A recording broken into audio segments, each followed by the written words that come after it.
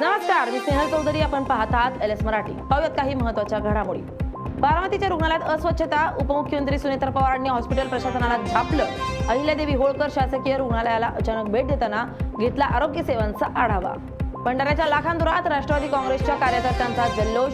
राजेंद्र जैन यांना राज्यसभेची उमेदवारी मिळाल्यानं पेढा भरवून केला आनंद साजरा. अकोल्यात शिवसेनेच्या मेळाव्याआधी उपनेते गोपीकिशन बाजोरिया यांचा फोटो फ्लेक्सवरून गायब.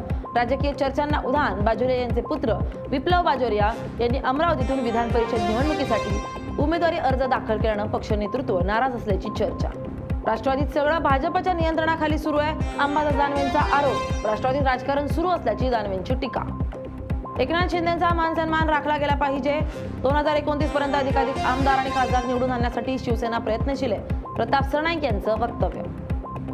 संजय राऊतांचं बोलणं राज ठाकरे ऐकतील. मंत्री चंद्रशेखर बावनकुळेंचा शिवसेना नेते संजय राऊतांवर निशाणा. महायुती मजबूत सरकार, आम्ही सगळे एकत्र. बावनकुळेंचं स्पष्टीकरण. बच्चू कडू शेतकऱ्यांसाठी झटणारा नेता. कडूंच्या मागणीकडे सरकारनं सकारात्मक पाहावं. बजरंग सोनवणे यांचं मत.